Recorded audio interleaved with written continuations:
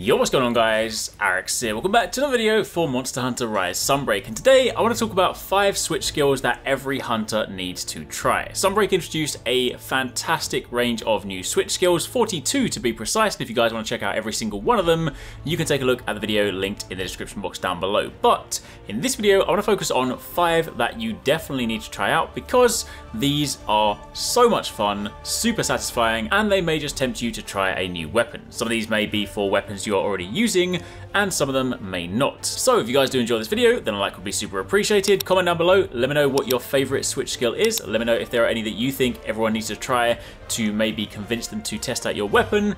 And of course, do be sure to keep it locked for plenty more.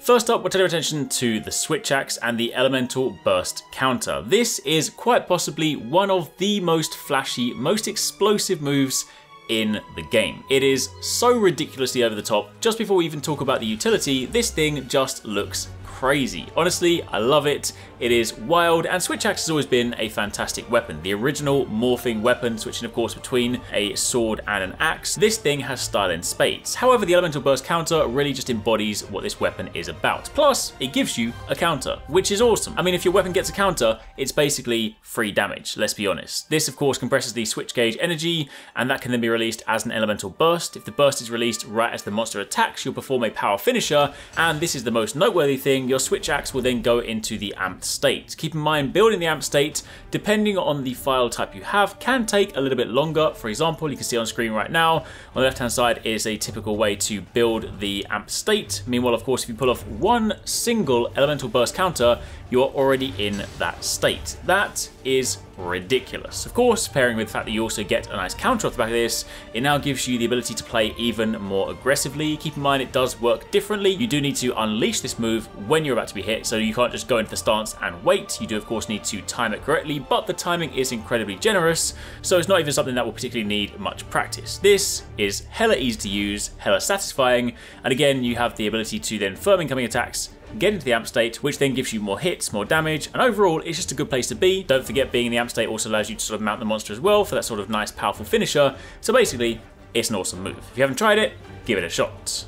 Moving on from there, we need to talk about Bullet Barrage, the GUNLANCE. I love the GUNLANCE. It is a fantastic weapon. It may not be my primary weapon. You guys know I'm a sword and shield guy, but the GUNLANCE, especially in Rise when they introduced some of the new switch skills, was a lot of fun to mess around with, and they just dialed it up a notch with the Bullet Barrage. It is quite literally the epitome of what this weapon should be about.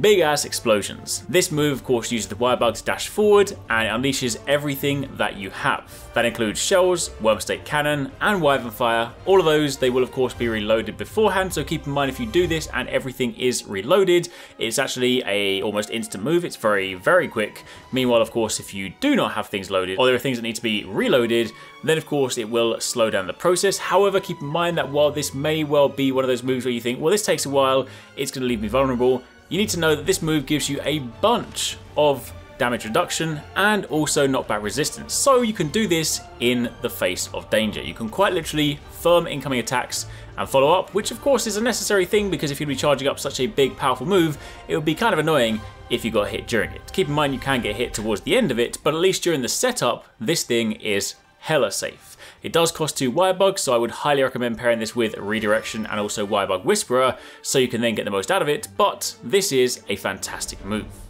Following on from there, we have the Lance, and I want to talk about Shield Tackle. I feel like I owe Lance players an apology. Before, of course, the game came out, we saw the preview videos, and I'll be honest, they didn't really do a good job of demonstrating the value of Shield Tackle at the time. The trailer didn't really make it look very exciting, so we kind of mocked it and said, hey, Lance users basically got nothing. However, as it so happens, this move is quite possibly the most exciting thing. It might not look as flashy as some other moves, but Shield Tackle is a game changer. This allows you to charge forward with your shield raised, and as it's raised, you're able to guard against incoming attacks, and you can also follow up with a variety of thrusting attacks, but most noteworthy, this also allows you to dish out KO damage. So, Slugger Lance builds are now a thing. You can literally work this very quickly into your combos, much like you would normally back hop to reset or maybe use the charge counter. Instead, now you have the Shield Tackle, which is very quick, allows you to easily reposition, and again, provided the shield hits the monster on the head, dishes out KO damage. So, you KO the monster, you of course then line up nicely for some things like Skyward Thrust afterwards. This is a meaty recipe. So again, might not be so flashy,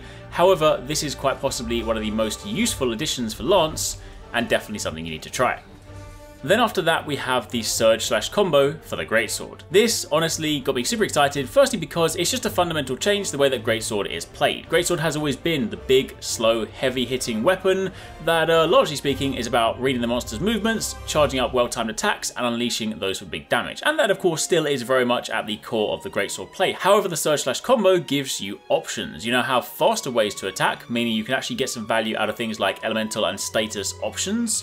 In addition to this, the different combos actually have different properties. These are more than just different animation attacks, they're more than just different speeds. They also do actually have some additional things you should know about. The X combo will of course be the fastest one, but does also have slightly less damage. The A combo is actually rather interesting, or of course the heavy combo depending on what controller you're using. This one does a series of wide swipes, but most notably the second and third hits are very useful. The second hit actually has some stun potential. Admittedly, it's not going to be the fastest way to KO, you're not going to become the new hammer.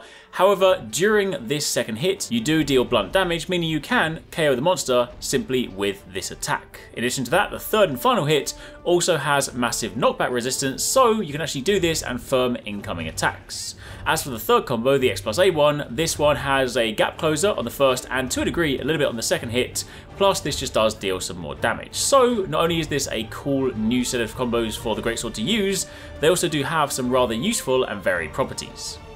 And then finally we have the longsword. Admittedly, everyone probably knows about this already, the Sacred Sheath combo, but it felt kind of weird to do a video like this and not talk about the Sacred Sheath combo. If for some reason you've been living under a rock, or you haven't seen this, nor heard about it, nor tried it, then you definitely need to. This is quite possibly the epitome of anime style weapons. The longsword has just got even more crazy, and the Sacred Sheath combo is a literal game changer. This not only gives the longsword wake up potential now, allowing you to do some disgusting damage on sleeping monsters, but you also have a bunch of utility worked into this thing. Keep in mind it's described as a slow, methodical movement that can be executed following an attack, and upon sheathing your weapon, you can harness the increased spirit to unleash a follow-up slash. The power of the slash increases according to the level of the spirit gauge, and if you're attacked before you have finished the sheath, it will consume a level of the spirit gauge and the move will be cancelled. But it's also important to note that worked into this is also a counter. If during the initial part of the sheath you actually unleash your attack, you can use this to counter, it will instantly fill your spirit gauge, and while that alone will not max up or level up your gauge,